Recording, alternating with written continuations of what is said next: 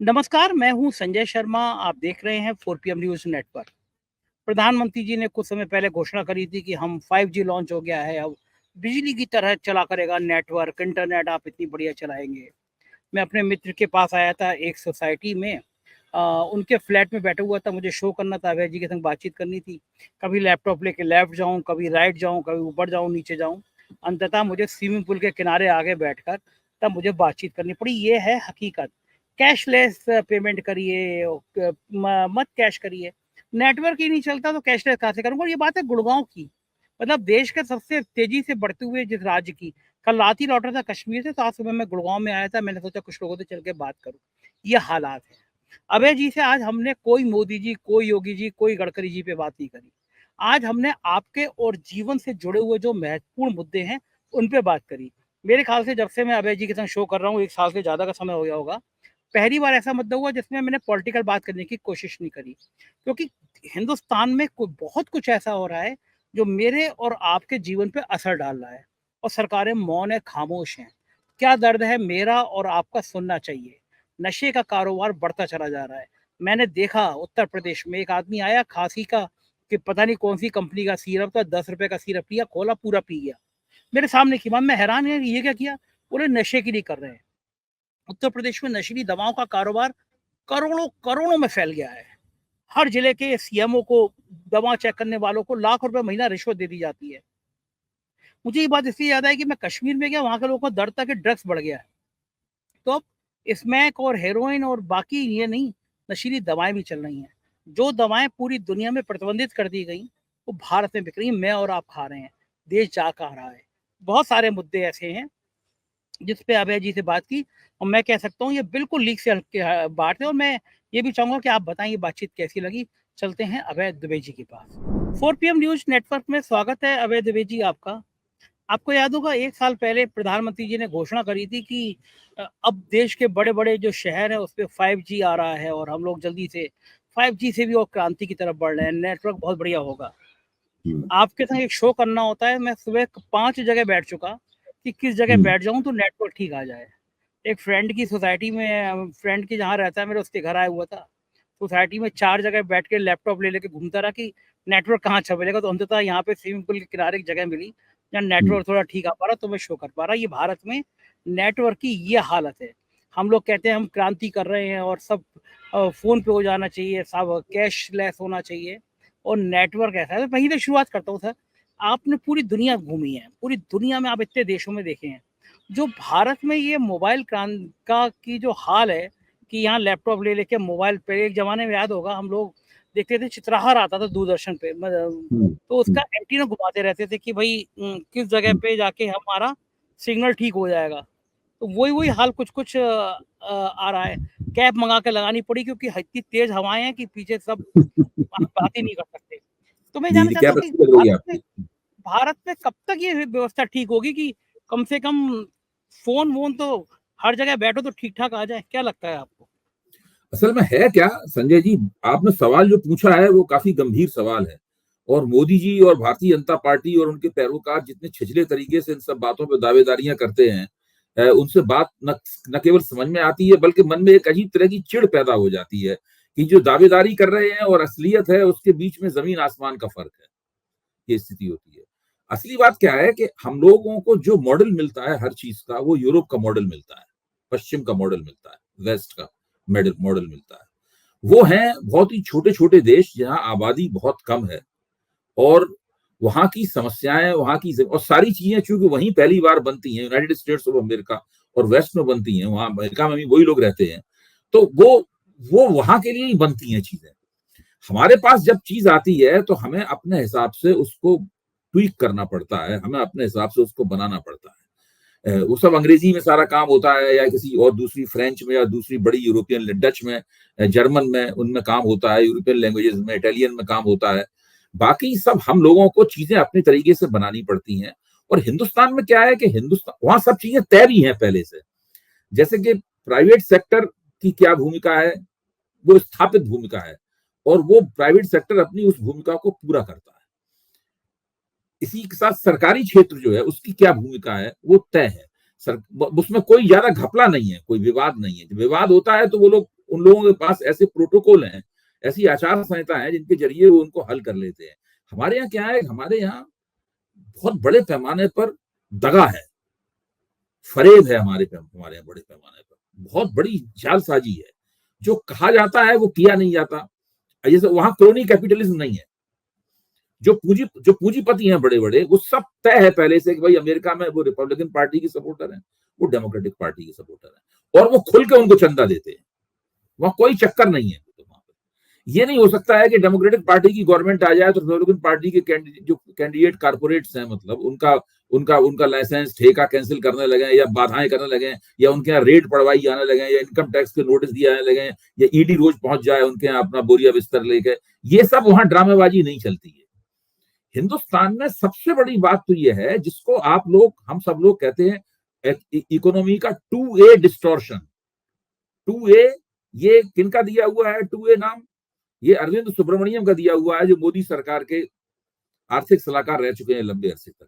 2A distortion का मतलब हुआ अडानी अंबानी डिस्टॉर्शन।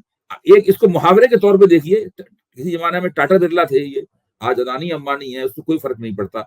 ये दरअसल जिसको आप कहते हैं क्रोनी कैपिटलिज्म, जो गोदी पूंजीवाद है, ये पूरी स्थिति है। इसकी वजह से सारी चीज गड़बड़ है। अब जैसे कि आपने नेटवर्क की बात उठाई, अब हिंदुस्तान में जो प्राइवेट प्लेयर हैं, चाहे वो रिलायंस हो, चाहे वो भारती हो, कोई और जो प्राइवेट प्लेयर हैं, उन प्राइवेट प्लेयर का रुतबा स्थापित करने के लिए क्या किया गया है, हम लोग इस कहानी को जानते हैं। ये कहानी मोटे मोटे हरूफों में, किताबों में छप चुकी है। किस तरीके से जो सरकारी संस्थाएं थी, जो महानगर टेलीफोन निगम था और दूसरी सरकारी संस्थाएं थी, उनको किस तरीके से बेदर्दी के साथ में मारा गया, उनको किल किया गया। अगर कहीं पे अच्छा सरकार का होटल चल रहा है तो उस होटल को अच्छा चलाने की बजाय उसको औने पौने दामों में बेच दिया गया। यहाँ पे ये जो हथकंडा होता है ना, उसकी वजह से बाजार में फेयर कंपटीशन नहीं है। भाई जब आप एक पूंजीपति को फायदा उठाने के लिए दूसरे पूंजीपतियों पर रेट पड़वाएंगे, क्या ताकि वो टेंडर ही न डाल पाए, वो प्रतियोगिता में नहीं उतर पाए। जब आप एक सर्विस प्रोवाइडर को फायदा पहुंचाने के लिए, नेटवर्क प्रोवाइडर को फायदा पहुंचाने के लिए अपने ही नेटवर्क प्रोवाइडर को भूखा रखेंगे ताकि वो मर जाए, मतलब धीरे धीरे करके कमजोर हो जाए और मर जाए, उनके कर्मचारियों की छटनी कर देंगे। अच्छा, जब आप ये सब करेंगे, इसका मतलब है कि बाजार के अंदर जो कंपटीशन है, जो प्रतियोगिता है, वो फेयर नहीं है, वो ईमानदाराना प्रतियोगिता नहीं है। क्योंकि प्रतियोगिता ईमानदाराना नहीं है, इसलिए इसमें कंज्यूमर किंग नहीं है। हम और आप किंग नहीं, हमारी आपकी कोई नहीं पूछता। कंज्यूमर जहां किंग होता है, वहां पर नेटवर्क भी सही मिलता है, वहां पे सर्विस भी सही मिलती है, वहां पे बाजार में दाम भी ठीक होते हैं, सब कुछ ठीक होता है। वहां पे ये नहीं होता है कि आपने ठेका बदला, टैक्सी 3 गुनी महंगी हो गई, ये सब नहीं होता है। ये एक बहुत बड़ी समस्या है हमारे यहाँ, और छोटी हद तक कांग्रेस के जमाने में भी ये होता था। मोदी जी ने उसको नई ऊंचाइयों तक पहुंचा दिया है। मैं मतलब दोनों पक्षों की बात कहूंगा। एक हद तक कांग्रेस के जमाने में भी होता था, लेकिन मोदी जी ने उसको नई ऊंचाइयों तक पहुंचा दिया है, क्योंकि मोदी के शासनकाल में आंख का लिहाज नहीं है। कांग्रेस के शासनकाल में एक बात थी, ये नहीं कह रहा हूं सब बातें ठीक थी और हिंदुस्तान स्वर्ग बना हुआ था।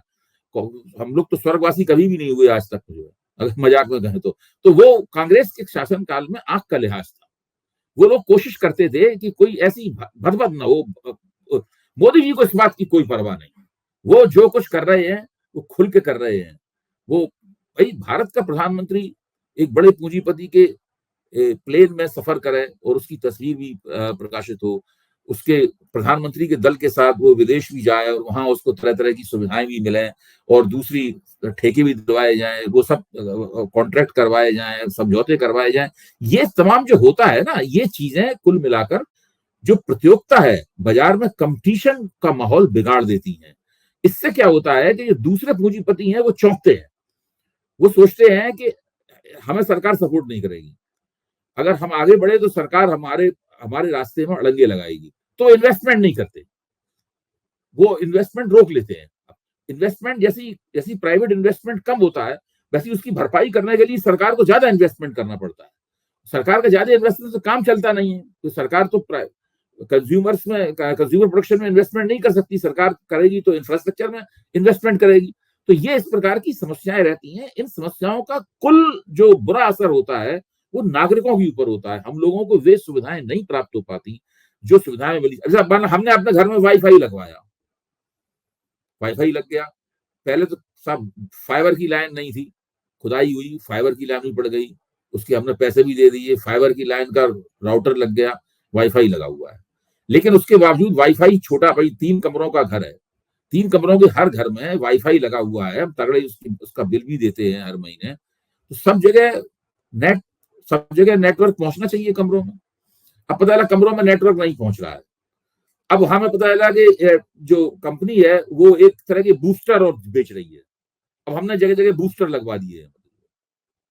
अब आप बिजली का देखिए, हम उत्तर प्रदेश में टेक्निकली रहते हैं, आप तो उत्तर प्रदेश के ही रहने वाले हैं, लखनऊ में रहते हैं। एक जमाने में जब योगी जी की सरकार आई थी तो बड़ी बातें होती थी, भाई बिजली हम बिल्कुल दे रहे हैं ठीक से। मतलब आप देखिए लोकसभा चुनाव के कुछ पहले से बिजली की कितनी बुरी स्थिति है। और बिजली मंत्री कौन है उत्तर प्रदेश के? जहां तक मैं याद करता हूं वही सज्जन है, इनको गृह मंत्री बनाने के लिए भेजा गया था। आपका वो हो गया, मुख्यमंत्री बनाने के लिए, डिप्टी सीएम मुख्यमंत्री बनाने के लिए भेजा गया था। वो बिजली का वितरण नहीं संभाल पा रहे हैं। तो ये सारी समस्याएं जो हैं वो कुल मिलाकर नागरिक प्रधान, उपभोक्ता प्रधान समाज और उपभोक्ता प्रधान अर्थनीति बनाने से रोकती है। ये बिल्कुल ठीक बात कह रहे हो। बड़ा टेक्निकली आप देखिए कि नई सड़क बन गई लाखों करोड़ों रुपए खर्च करके, फिर पता चला कि इस इलाके में अब टेलीफोन की लाइन पड़नी है, फाइबर, फिर वो सड़क खुद जाएगी, फिर बन जाएगी कि अरे साहब वो पानी की लाइन रह गई थी, फिर पानी की लाइन, मतलब एक सड़क को 3 बार खोदेंगे, कोई प्लानिंग नहीं है। और ये देश के लगभग हर राज्य में, हर जिले में ये हालत है कि कोई भी मेरे बचपन से हो रहा है। मेरी उम्र तो आपसे ज्यादा है संजय जी, मेरे बचपन से हो रहा है ये, और ये कभी बंद नहीं होगा। अभी आप बंबई घूम के आ रहे हैं, बंबई में सड़कों की हालत क्या है? मेरा बेटा बंबई में रहता है, हम लोग भी बंबई जाते हैं उसके पास रहने के लिए। सड़कों की बंबई में हालत क्या है? और बंबई जो बृहन मुंबई नगर महापालिका है वो दुनिया की सबसे अमीर नगर पालिका है, भारत की सबसे अमीर नगर पालिका महानगर पालिका है ही। सब लोग, बंबई का बच्चा भी कहता है कि बड़ा भ्रष्टाचार है। सड़क बनती इसलिए है कि टूटने के लिए, ताकि उसको दोबारा बनाया जा सके, रिपेयर किया जा सके। और ये लगातार ड्रामा चलता, और सब लोग जानते हैं कि ये हो रहा है। खास बात ये है, this is not a secret, ये कोई छिपी हुई बात नहीं है। सब लोग जानते हैं कि ये हो रहा है, ये भ्रष्टाचार हो रहा है। और मोदी जी लगातार भ्रष्टाचार, जीरो करप्शन सोसाइटी बनाने में तुले हुए। आप बताइए, जीरो करप्शन सोसाइटी तो वो चंद्रगुप्त मौर्य के जमाने में भी नहीं थी। तो इस प्रकार की झूठी ढींगे मारते हैं, लगातार झूठ बोलते रहते हैं, निरंतर झूठ बोलते रहते हैं। अब देखिए अक्सर अखबारों में आजकल आंकड़े आ रहे हैं कि बेरोजगारी की दर घट गई है, महंगाई की दर भी घट गई है, ये अखबारों में आंकड़े आ रहे हैं। तो अब क्या भारत की जनता क्या करे? महंगाई, हमारी आपकी आमदनी जो है तो हम लोग महंगाई प्रूफ है। जो लोग 2-3 लाख रुपए महीने से ज्यादा कमा रहे हैं वो लोग महंगाई प्रूफ है। महंगाई का, खाने पीने की चीजों की महंगाई का उनके ऊपर असर नहीं पड़ता। लेकिन जो व्यक्ति 10,000 से 50,000 रुपए के बीच में कमा रहा है, उसके लिए तो महंगाई बहुत महत्वपूर्ण है। हमारे आपका आदमी जाएगा बाजार, तो होटल में खाना खाने जाएगा, टिप दे के आएगा। वो लोग तो केवल रोड साइड ईटरीज जो हैं, जो खोमचे लगे हुए हैं, उनके अलावा और कहीं नहीं खाना खाता है। वो तो एक अगर वो 10 रुपए में एक चीज आज मिल रही हो, कल वो 11 रुपए मांग रहा है, तो इस बात पे वो झगड़ा करेगा उससे। तो सही बात है। देश की हालत देखिए संजय जी, देश की हालत इस समय बहुत खराब है। और हम लोग, मैं अपने आप को भी दोषी इसका मानता हूं, हम लोग भी उस हालत को जितनी कुशलता से और जितने तीखेपन से लोगों के सामने रखना चाहिए, हम लोग नेताओं के बारे में, सरकारों के बारे में, चीजों के बारे में ज्यादा चर्चा करते रहते हैं, उसको नहीं रखते उसके सामने। आज आपने जो विषय उठाया है, रोजमर्रा की राजनीति पे हम लोग रोज बात करते हैं, ये विषय उठाया बहुत ही अच्छा है। हम लोग तय करेंगे हफ्ते में एक बार हम लोग इन्हीं प्रश्नों के ऊपर बातचीत करें। हाँ, ठीक बात है। क्राइम किस तरह का बढ़ रहा है? एक नए तरह का सेक्स क्राइम बहुत बढ़ गया है। सेक्स क्राइम क्यों बढ़ा है, इसके ऊपर सोचिए। मैं इसके ऊपर एक आपको स्ट्रीट थ्योरी बताता हूँ। स्ट्रीट थ्योरी यानी आम लोग, आम पब्लिक जो सोचती है भाई सेक्स क्राइम क्यों बढ़ा है, बलात्कार क्यों बढ़े हैं। जब जियो आया तो नेट फ्री कर दिया उन्होंने सबके लिए। जैसे नेट फ्री हुआ, मोबाइल के ऊपर पोर्नोग्राफी देखने वालों की भीड़ लग गई। बच्चे से लेकर जवान तक सब लोग मोबाइल के ऊपर पोर्नोग्राफी। पहले मोबाइल पे पोर्नोग्राफी देखने के लिए कोई नौजवान होता था, वो जाता था तो वो दुकान होती थी जहां पे कंप्यूटर लगे रहते थे, साइबर शॉप होती थी, हाँ, वहां जाके हाँ कुछ पैसे देता था, वहां छुप के थोड़ा बहुत पोर्नोग्राफी वगैरह देखता था। अब तो बाहर निकले, घर पे पुलिया पे बैठ के पोर्नोग्राफी देखी जा रही है। और बिल्कुल पोर्नोग्राफी देखना एक सामूहिक मीटिंग सी होती है, उसमें मीटिंग में पोर्नोग्राफी देखी जा रही है। जब बचपन से ही यानी जब आपके हार्मोन्स विकसित हो शुरू होते हैं शरीर में बनना, उसी वक्त से आपको पोर्नोग्राफी की खुराक मिल रही है समाज को बड़े पैमाने पर। तो उसके बाद क्या होगा? अब पोर्नोग्राफी में तो सब बनावटी बातें हैं सारी की सारी। लोगों के जज्बा, लोगों की जो कामोत्तेजनाएं हैं, कामनाएं हैं, उनको भड़काने के लिए बनावटी बातें की जा रही हैं। समाज में तो उस तरीके से सेक्स उपलब्ध नहीं है, सही बात है, रिश्ते उपलब्ध नहीं है, तो सारी चीजें फिर क्या होगा? मतलब जो है, आप फोटोग्राफी देखेगा बंदा, कुछ ना कुछ उल्टी सीधी हरकत करेगा और उसमें से कुछ लोग क्राइम की, अपराध की हद तक चले जाएंगे। मैं दिल्ली में रहने के लिए आया 80 के दशक की शुरुआत में। अपराध तो हमेशा ही से होते थे, लेकिन जो सेक्स क्राइम है ये बिल्कुल ताजी घटना है। मेरा मानना ये है कि ये जो नेट, उसके बाद आप जियो पे पैसा लग रहा है। पहले फ्री देके लोगों को अपना वो बनाया, आदत डाली, और उसके बाद में अब सब लोगों से पैसा वसूल रहे हैं। तो ये सब जो हो रहा है बहुत ही भयानक है। अब एक व्यक्ति जो है अब शादी कर रहा है, शादी में पता चला 5,000 करोड़ रुपए उसने खर्च कर दिए। दूसरी तरफ हालत यह है कि यहाँ पे दिल्ली में गांव से आए हुए लोग एक एक छोटे कमरे में 7-7 लोग रह रहे हैं। जो आपकी अपार्टमेंट के आगे दिल्ली में जो डंडा लिए हुए खड़ा हुआ है, जो, और उसको एक नीले रंग की ड्रेस पहना दी जाती है जिसमें वो अजीब सा जोकर लगता है, ना वो सिक्योरिटी का लगता है, कोई बेचारा नीले, बिल्कुल सहमा हुआ, डरा हुआ, उसको कोई भी डांट दे तो वो घबरा जाएगा। उस आदमी से उम्मीद की जा रही है कि सुरक्षा देगा वो आपको। डंडा लेके खड़ा हुआ है, वो 6 लोग वहां एक साथ रहते हैं, एक अपार्टमेंट में, गर्मी में, उमस में, उसी में ठुसा रहता है, और एक तरफ 5,000 करोड़ रुपए एक शादी में खर्च हो रहे हैं। शादी का 6 महीने तक शादी का कार्यक्रम चल रहा है उसका। अब ये सब जो देश में हो रहा है, सारा मीडिया भी जो जहां शादी हो रही है उसको बल्ले बल्ले कर रहा है। मीडिया में तरक्की है, जिसके पास पैसा है वो पैसा अपना खर्च करेगा, आप उसको पैसा खर्च करने से कैसे रोक सकते हैं? तो ये सब जो हो रहा है, और मोदी जी वहां जा रहे हैं। वो तो अगर देखिए, मैं तो अगर मोदी जी को 300 से ज्यादा सीटें मिल जाती तो वहां पे वो कैसे जाते इसकी कल्पना कीजिए आप। तब फिर वहां पे वो जाते तो फिर बाकायदा वो बैठ जाते, उनकी भगवान की तरह बाकायदा पूजा होती, आरती होती, उसी तरीके से सब होता। नॉन बायोलॉजिकल बन जाते उस वक्त, वो नॉन बायोलॉजिकल बन जाते, और उस तरीके से उनकी अगवानी होती वहां पे। वहां पहले से एक साधुओं का दल, पुरोहितों का दल तैयार होता, मंत्रोच्चार करता हुआ, धुआं बत्ती करता हुआ उनके इर्द गिर्द। वो काफी देर तक वो कर्मकांड होता, क्योंकि ईश्वर आ जाता, देवता आ गया वहां पे, विष्णु के अवतार आ गए हैं, कोई प्रधानमंत्री तो ना आए हैं। ये तो वोटरों ने उनको नॉन बायोलॉजिकल नहीं बनने दिया, इसलिए वोटरों से काफी नाराज भी हो गए।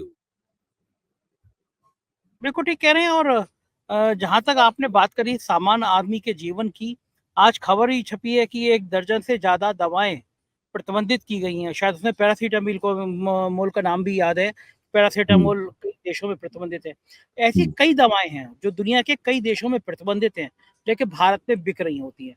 मैंने कई खबर पढ़ी कि ये 1 दर्जन दवाएं के सैंपल फेल पाए गए, आंखों में डालने वाले ड्रॉप खराब पाए गए, लीवर की दवाएं खराब पाई गई, लेकिन वो कंपनियां 2-3 महीने में फिर ब्लैक लिस्टेड से बाहर हो जाती हैं। सोचिए कितनी खतरनाक बात है कि आप आंख में दवा डाल रहे हो, सैंपल फेल है, मतलब वो दवा खतरनाक है आंख के लिए। लीवर की दवा खा रहे हैं, लीवर खतरनाक है। दुनिया के बड़े बड़े विकसित देशों में बंद है, हमारे यहाँ बिक रही है। कभी हम इसे विचार ही नहीं करते। सरकार विचार करेगी तिरुपति के लड्डू में क्या मिल गया, इस पर राष्ट्रीय बहस हो रही है कि तिरुपति के लड्डू गड़बड़ कैसे हो गए। लेकिन जो दवा आम आदमी, पैरासीटामोल, बुखार आया तुरंत पैरासीटामोल खा रहा है, तुरंत कोई ऐसी दवा खा रहा है जो प्रतिबंधित है, सस्ती थी, 2 रुपए की दवा खा ली उसने, उस पर बात नहीं हो रही है। तिरुपति के लड्डुओं पे बहस हो रही है।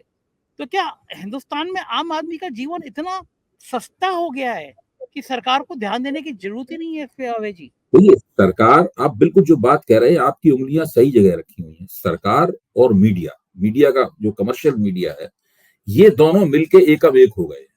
सरकार ने पूरा मीडिया स्पेस कैप्चर कर रखा है पिछले 10 साल से, और 2024 के लोकसभा चुनाव के नतीजे भी वो उस सरकार मीडिया को शिकंजे से छुड़ाने में नाकाम रहे हैं। मीडिया बिल्कुल वही कर रहा है। जैसे ही कोई घटना होती है, सरकार फौरन एक ट्रिगर पॉइंट तलाशनी शुरू करती है, इस कि किसी तरीके से कोई ऐसा ट्रिगर पॉइंट मिल जाए जिससे अपोजिशन के हाथ से, विपक्ष के हाथ से नैरेटिव छीना जा सके। और हिंदू एकता कायम की जा सके, अल्पसंख्यकों के खिलाफ घृणा फैलाई जा सके। पहले बांग्लादेश में जो हिंदुओं के ऊपर अत्याचार शुरू हुए तो उसमें मीडिया के जरिए सरकार ने ट्रिगर पॉइंट न केवल तलाशना चाहा बल्कि ट्रिगर पॉइंट क्रिएट करना चाहा, ट्रिगर पॉइंट तैयार करना चाहा। फिर अब लड्डुओं के मामले में ईसाई विरोधी ट्रिगर पॉइंट बनाने की कोशिश आंध्र प्रदेश में भी की जा रही है और यहाँ भी की जा रही है। ये जो पूरी स्थिति है इसमें इस बात की तरफ बिल्कुल ध्यान नहीं दिया जाता कि स्वास्थ्य का मामला जो है उसके ऊपर विशेष ध्यान दिया जाए। देखिए, सारी दुनिया में शिक्षा और स्वास्थ्य पर सरकारें विशेष रूप से ध्यान देती हैं। वही सरकार लोकप्रिय और अच्छी मानी जाती है जो शिक्षा और स्वास्थ्य के ऊपर, शिक्षा, स्वास्थ्य और इंफ्रास्ट्रक्चर, इन 3 चीजों के ऊपर विशेष रूप से ध्यान दे। सड़कें बनवाए, फ्लाईओवर बनवाए, पुलियां बनवाए, ये सब काम करे और शिक्षा और स्वास्थ्य के ऊपर ध्यान दे। स्वास्थ्य पे ध्यान देना बहुत ही जरूरी है, क्योंकि जब स्वास्थ्य पे आप ध्यान, उसके लिए आपको पूरा जो औषध व्यापार है, जो दवाएं बनाने का फार्मास्यूटिकल बिजनेस है, इस बिजनेस को आपको एक खास तरीके से रेगुलेट करना होगा। और सारी दुनिया में दूसरी जगहों पे उसको रेगुलेट किया भी जाता है। वो बहुत शक्तिशाली है। देखिए, वो उसकी ताकत की कोई सीमा नहीं है। अगर सरकार उसके सामने एक बार झुक गई तो वो सरकार से जो मन में आएगा वो करवाएगा। हिंदुस्तान में क्या है कि मेरे बचपन में मेरे शहर के अंदर बहुत कम दवा की दुकानें होती थी। पता नहीं लोग उस वक्त इतने कम बीमार क्यों होते थे। आज स्थिति यह है कि हर कदम पे एक दवा की दुकान है। दवा की दुकान एक मुख्य बिजनेस बन चुका है और हर दूसरी तीसरी दुकान थोक विक्रेता है दवा की। वो किसी न किसी एजेंसी, कोई न कोई, मैं एक छोटे से इटावा शहर की बात कर रहा हूँ, वहां पे ये हालत है। और कोई भी व्यक्ति कोई भी दवा खरीद सकता है जाकर, उसके लिए कोई डॉक्टर के पर्चे की आवश्यकता नहीं है। विदेशों में आप डॉक्टर के पर्चे के बिना दवा नहीं खरीद सकते। आपको बाकायदा प्रिस्क्रिप्शन देना पड़ेगा, उस प्रिस्क्रिप्शन को दिखा के ही आपको दवा दी जाएगी। हिंदुस्तान में एंटीबायोटिक डॉक्टर लोग बहुत खिलाते हैं। जरा सी बात पे हैवी एंटीबायोटिक दिए जाते हैं और उस डॉक्टर को बड़ी अजीब निगाह से देखा जाता है जो एंटीबायोटिक नहीं लिख रहा है। मरीज भी सोचता है कि भाई अरे इसने तो कुछ लिखा ही नहीं। आपको याद होगा आनंद फिल्म बनाई थी ऋषिकेश मुखर्जी ने, तो उसमें एक सज्जन जाते हैं अमिताभ बच्चन के पास। अमिताभ बच्चन डॉक्टर बना था उसके अंदर, तो अमिताभ बच्चन उसको कहता है कि ये आप गार्गिल वगैरह कर लीजिए और सब भाप आप ले लीजिए, इससे आप ठीक हो जाएंगे। तो वो बहुत उसको बुरा, असित सेन थे शायद वो मरीज, असित सेन ने रोल किया था वो। वैसे कहते हैं आपने दवाई नहीं लिखी, कोई दवाई नहीं दी। तो रमेश देव जो दूसरे डॉक्टर वो कहते हैं अरे इसको 2-3 लाल पीली नीली गोलियां लिख देते, इसको तो बड़ा खुश होकर जाता है यहाँ से। तो ये स्थिति है। मरीज भी इस बात के अभ्यस्त हो गए हैं कि उनको दवाओं के हैवी डोज, भारी खुराकें दी जाए। डॉक्टर भी इस बात के अभ्यस्त हो गए हैं, उनका भी यही चलता है। आप पूरा कितना बड़ा स्कैंडल है। आप किसी बड़े अस्पताल में डॉक्टर के पास जाइए, अब आप पता लगाइए इस जिस अस्पताल में हम गए हैं वो कितने बेड का अस्पताल है। मान लीजिए वो 1000 बेड का अस्पताल है। अब प्रश्न इस बात का है कि 1000 बेड में प्रति बेड क्या लागत आई है वहां पर। ये बात आपने जो सवाल पूछा तो मुझे एक बड़े डॉक्टर से मेरी एक बार बात हुई थी, वो याद आ गई।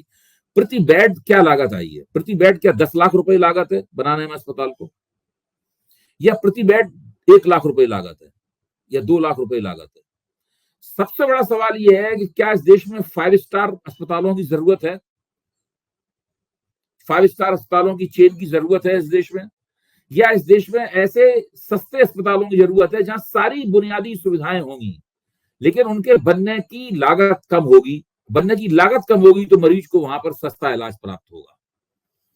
इसके बाद में जो सरकार के जो प्राथमिक स्वास्थ्य केंद्र हैं, प्राथमिक स्वास्थ्य केंद्र तकरीबन पूरे देश में डिफंक्ट पड़े हुए हैं। एक जमाना ये था जब छोटे छोटे गांवों के अंदर, कस्बों के अंदर जो प्राइमरी हेल्थ सेंटर हुआ करते थे सरकार के, बड़े पैमाने पर समाज के लोग जाकर वहां पर अपना इलाज कराते थे। आज वो प्राइमरी हेल्थ सेंटर तकरीबन खत्म हो चुके हैं, टूट फूट चुके हैं, उनमें पानी टपक रहा है, उनके जो शौचालय हैं वो बदबू दे रहे हैं, उनकी सफाई नहीं होती है, वहाँ डॉक्टर्स नहीं बैठते हैं, वहाँ कंपाउंडर ही सब लोगों का इलाज कर देता है। ये बुरी हालत है वहां पे बरसों पहले एक बेड खरीदा गया है, उस बेड में जंग लग चुकी है, उसके पहिए टूट चुके हैं और उसी पे मरीज लेटा हुआ है टूटे फूटे बेड पर। जो प्राथमिक स्वास्थ्य केंद्र है उसको ठीक नहीं किया जा रहा है और 5 सितारा बड़े बड़े अस्पताल बन रहे हैं। सरकार के पास ऐसी कोई नीति नहीं है। और सरकार का मॉडल क्या है? टुकड़ा फेंको, लाभार्थी बनाओ। हम आपको, अब देखिए सरकार ने कहा कि पहले अखबारों में खबर आई कि जो 70 साल या उससे ऊपर के लोग होंगे वो आयुष्मान, प्रधानमंत्री की जो आयुष्मान योजना है, उसको 5 लाख रुपए का बीमा मिलेगा, स्वास्थ्य बीमा मिलेगा। जब उसके डिटेल्स देखे पता चला कि अगर एक घर में 2 70 साल के हैं तो एक ही को मिलेगा, दूसरे को उसी में इलाज कराना पड़ेगा, उसी रकम में अपना इलाज कराना पड़ेगा। तो सारा का सारा मामला जो है ऐसा है, सिर्फ भरोसा नहीं होता इन लोगों के ऊपर। सबसे बड़ी स्थिति यह है कि हमारी सरकारें सुशासन दे पाने में नाकाम है और जो बुनियादी सुविधाएं हैं उनको मुहैया नहीं कर पा रही हैं, बड़ी बड़ी डींगे मार रही हैं। एक बड़े बड़े मोदी जी फार्मूले, एक फार्मूला उन्हें बहुत प्रिय है, स्मार्ट सिटी, स्मार्ट विलेज। कहाँ स्मार्ट विलेज है, कहाँ स्मार्ट सिटी है, हम लोग सब ढूंढते रह जाएंगे, सारा जीवन गुजर जाएगा, ना स्मार्ट सिटी मिलेगा ना स्मार्ट विलेज मिलेगा। आप गुड़गांव ऐसी जगह में जिसको भारत का अत्याधुनिक क्षेत्र कहा जाता था, वहां की छत पे बैठे हुए हैं आप, फिर भी आपको नेटवर्क नहीं मिल रहा है। ये इस बात का सबसे, मुझे अपने घर में आपसे बातचीत हो सके उसके लिए नेटवर्क के लिए बूस्टर लगाने पड़े हैं, तब कहीं जाके आपसे ठीक से बातचीत हो पा रही है। बात हो पा रही है। मैं एक चीज और बताऊं अभय जी आपको, मैं तो लखनऊ में रहता हूँ, महीने में 10-12 दिन लखनऊ में रहता हूँ, बाकी तो घूमते ही रहता हूँ। एक उत्तर प्रदेश में क्या, मुझे लगता है पूरे देश भर में जो नकली दवाएं हैं, जो नशीली दवाएं हैं, उनका कारोबार बहुत बढ़ गया है। खांसी के सिरप अलग अलग नाम से आ रहे हैं। नौजवान आया, उसने 10 रुपए का सिरप खरीदा, खोला, पूरा पी गया, और फिर 3-4 घंटे बाद वो शराब का काम कर रहा है। कुछ सिरप जो चोटों पे लग जाते हैं वो ब्रेड पे लगा रहा है, पूरा सिरप खा ले रहा है। कुछ दवाएं आ रही हैं नशीली जो प्रतिबंधित हैं, करोड़ों रुपए की दवाएं उत्तर प्रदेश में नशीली का बेची जा रही हैं, लाखों करोड़ रुपए महीना घूस ली जा रही है। जिले जिले में मेडिकल स्टोर पे वो नशीली दवाएं बेची जा रही है उत्तर प्रदेश में। मुझे लगता है कि मैं कश्मीर में गया, वहां के लोगों ने एक बड़ी समस्या बताई कि ड्रग्स बहुत है, लेकिन उत्तर प्रदेश जैसे बड़े शहरों में दवाओं के जरिए भी नशे का एक बड़ा साम्राज्य खड़ा कर दिया गया है। सरकार को इस तरफ भी ध्यान नहीं है कि नशा बढ़ रहा है दवाओं के माध्यम से। आप बहुत ही गंभीर बात कह रहे हैं और सही बात कह रहे हैं। ये केवल पंजाबी उड़ता पंजाब नहीं है, उत्तर प्रदेश भी उड़ता उत्तर प्रदेश बनता जा रहा है। उड़ता पंजाब फिल्म आपने देखी होगी, बहुत बेहतरीन फिल्म थी, आलिया भट्ट ने और शानदार एक्टिंग की थी उसके अंदर, वो हॉकी की प्लेयर बनी थी। आप अब ये उत्तर प्रदेश भी उड़ता उत्तर प्रदेश बनता जा रहा है। मुझे याद पड़ता है शायद 80 के दशक की बात थी, जबकि उत्तराखंड में एक शराब विरोधी आंदोलन चला था। हाँ। तो शराब विरोधी आंदोलन में जो सुरा होती है, यानी जो आयुर्वेदिक दवा होती है, पूरी बोतल में भर के सुरा होती थी, लोग उसको पी के नशा करते थे। तो न केवल शराब की बिक्री के खिलाफ महिलाओं ने और लोगों ने आंदोलन किया था, बल्कि वो सुरा जो होती थी उसकी बिक्री के खिलाफ भी आंदोलन किया था। अब ये जिन सिरप वगैरह की आप याद कर रहे हैं, तो मुझे वही आंदोलन पूरा याद आ गया। बहुत बड़ा आंदोलन था, कई महीने चला था। हमारे कई मित्र उसके अंदर, मित्रों ने बड़ा उसमें पैदल दिन रात पहाड़ों के ऊपर पैदल चलते थे, और उस आंदोलन की बड़ी यादें हैं, उसके बारे में काफी कुछ लिखा भी गया था उस वक्त। अब तो खैर इस तरह के आंदोलन ही चलना बंद हो गए। उत्तराखंड चिपको आंदोलन और ये शराब विरोधी आंदोलन के लिए जाना जाता है। इसका सीधा मतलब निकलता है इस बात का कि उत्तर प्रदेश एक नशा विरोधी आंदोलन की मांग कर रहा है। उत्तर प्रदेश में नागरिक समाज की तरफ से एक नशा विरोधी आंदोलन की दागबेल डाली जानी चाहिए, उसकी शुरुआत की जानी चाहिए। और ये विपक्षी पार्टियों को तो खुद ऐसे आंदोलन विपक्षी दलों, चुनाव लड़ने वाले विपक्षी दलों को नहीं चलाने चाहिए, उनकी मदद चाहिए उसके पीछे। उनको चाहिए कि नागरिकों के एक संगठन बनाए, ऐसे एक नॉन पॉलिटिकल, गैर राजनीतिक नागरिकों का संगठन बनाए, और वो इस नशा मुक्ति अभियान को अपना नारा बनाए, इसका एक घोषणा पत्र लिखे, और बड़े पैमाने पर उत्तर प्रदेश में इसका बड़ा आंदोलन हो। जाहिर है कि आंदोलन मौजूदा सरकार की आलोचना करेगा, उसके खिलाफ होगा, लेकिन यही आंदोलन इस सवाल के ऊपर सरकारों को कटघरे में खड़ा कर सकता है। बिल्कुल ठीक बात है। जब योगी जी बने थे तो मुझे तो पर्सनली लगता था कि मैं किसी भी मॉल में जाऊंगा तो पहली दुकान जो दिखेगी उस पर देखा होगा कि यहाँ पे गाय का दूध, गाय का घी, गाय के दूध से बना हुआ घी। मुझे लगा और आगे होगा तो गौमूत्र भी मिलेगा वहां पे, लेकिन मुझे उत्तर प्रदेश के लखनऊ के किसी मॉल में गाय का दूध, गाय का घी, गौमूत्र ऐसी कोई जगह नहीं जाना है। बल्कि उत्तर प्रदेश में योगी सरकार ने पहली बार मॉल में शराब की दुकानें खुलवा दी। जितनी आबकारी विभाग का बढ़ोतरी हुआ योगी सरकार में वो है। तो होता ही है कि कहने की बातें अलग होती हैं, करने की अलग होती हैं। लेकिन बहुत बहुत शुक्रिया अभय जी, आज आपने इतनी सार्थक चर्चा। और अभी अखिलेश जी ने एक सोशल मीडिया पे एक तस्वीर डाली थी, एक तरफ अखिलेश जी की तस्वीर थी, उसमें योगी जी की तस्वीर थी। उस तस्वीर के नीचे पता नहीं किसने डाली थी, उसमें नीचे इसमें देखिए उसमें माफिया कौन है। कौन लग कौन रहा लग रहा था? है माफिया इसमें। गुस्से तो मैं वाली केवल फुटेज है ये तो। उसपे कोई टिप्पणी नहीं कर रहा हूँ, मैं चाहता हूँ आप टिप्पणी करें, उस तस्वीर के जिक्र के साथ हम अपना कार्यक्रम समाप्त कर सकते हैं। देखिए, अभी मेरा व्यक्तिगत मानना ये है कि हाँ। लोग एक कमेंट करते हैं, वो लोग कमेंट करते हैं, इनका क्या है? इनका तो परिवार ही नहीं है। मोदी जी का हुँ, क्या है? परिवार ही नहीं है, बीवी-बच्चे नहीं है। हुँ, योगी जी का क्या है? परिवार ही नहीं है, बच्चे नहीं है। मैंने हुँ, ये दर्द महसूस किया कोरोना में। जब हुँ, कोरोना में अस्पताल नहीं मिल रहे थे और हकीकत ये थी कि लाशें जलाने की जगह नहीं मिल रही थी। हुँ, मैंने कम से कम 10-20 लोगों को जानता हूँ जिनके बच्चे हुँ, विदेश में थे, अमेरिका में थे, लंदन में थे। वो 5-5, 10-10 लाख रुपए देने को तैयार थे कि मेरे पिता मर गए, मेरी माँ मर गई, इनकी लाश जलवा दीजिए। इस बात के लिए लोग 5-5, 10-10 लाख रुपए देने को तैयार थे कि मैं आ हुँ, नहीं सकता, फ्लाइट बंद है, मेरी माँ को, मेरे पिता को हुँ, एक चिता जलाने की जगह मिल जाए। मेरे सगे बहन हुई, सगी हुँ, बहन के हस्बैंड कोरोना में डेथ हो गई। मुझे मुझे मैं जानता हूँ मुझे कितने पापड़ बेलने पड़े। सो सहारनपुर में रहते थे कि मेरे बहनोई मेरे जीजा जी को एक जगह पे जला दिया जाए, क्योंकि संसाधन बंद थे।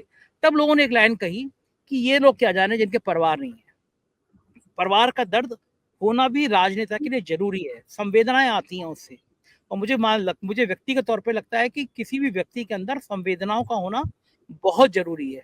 तो ये जो बहुत आप तटस्थ होने की बात करते हैं, आप क्रूर होने की बात करते हैं, ये तभी आता है जब आपके अंदर परिवार नहीं होता, रिश्तेदार नहीं होते। दोस्त हों, रिश्तेदार हों, परिवार हों, ये आपके अंदर मानवता, करुणा पैदा करते हैं। शायद वो मैं चेहरे जो सहमत 2 हूँ हैं। आपकी बात। मैं सहमत हूँ, अमेरिका में वो व्यक्ति चुनाव नहीं जीत सकता राष्ट्रपति का, जो फैमिली वैल्यूज में यकीन नहीं करता और फैमिली वैल्यूज को प्रोत्साहित नहीं करता समाज में। बराक ओबामा को तो देखिए कितने बढ़िया हाँ, हमेशा बराक अपनी ओबामा वाइफ सब को लोग, आप देखिए हाँ, राष्ट्रपति के साथ उसकी पत्नी का खड़ा होना और उसके बच्चों का खड़ा होना अनिवार्य है। बच्चे छोटे हों और अनिवार्य बड़े हों, वो सब एक हाँ, परिवार के तौर पे समाज के सामने पेश होते हैं। फिर अमेरिकी वोटरों का समाज तय करता है कि किसको वोट देना है, किसको वोट नहीं देना है। और ठीक है, मेरा तो मानना ये है कि प्रधानमंत्री और मुख्यमंत्री हो उसको 4 महीने, 6 महीने में परिवार के संग 1 वीक के लिए छुट्टी पे भी जाना चाहिए, छुट्टी पे क्यों भी नहीं? रहना चाहिए। क्यों आप नहीं? हम हमारा प्रधानमंत्री, हमारा मुख्यमंत्री कभी छुट्टी नहीं लेता, वो 365 दिन काम करता है। तो ऐसा आदमी जड़ हो जाएगा, अगर काम करते तो क्या झूठ है। पता नहीं कितने ये हो भी एक तरह की झूठ है। देखा जाएगा। गया है कुछ नहीं, बिल्कुल झूठ है ये। बहुत-बहुत शुक्रिया अभय जी, आज बहुत अच्छी आज हम बातचीत लोगों ने हुई। गैर राजनीतिक मसलों पे बातचीत की, बहुत अच्छा है। इसको हम लोगों ने बीच-बीच में इस तरह करना चाहिए। जी, जी। थैंक यू, थैंक कभी-कभी यू। हम लोग फिल्मों के ऊपर भी चर्चा कर सकते हैं। हाँ, बिल्कुल करेंगे। आज हाँ, हमने एक कुछ रिपोर्ट देखी थी, ऐसी आज वायर की है। कुछ दिलचस्प बिल्कुल, फ़िल्में आएँ, उनको देख के उनके ऊपर चर्चा कर सकते हैं। मेरा मन बिल्कुल ठीक करता है। है इन बातों पे बात करने का। हाँ, नहीं बिल्कुल परंपरा से हट के भी कभी-कभी बातें होनी चाहिए। जी, जी, बिल्कुल। Thank you sir, thank you. तो ये थे अभय दुबे जी और मुझको यकीन है ये बातचीत आपको निश्चित रूप से अच्छी लगी होगी। आपकी राय का मुझे इंतज़ार रहेगा। शुक्रिया, थैंक यू।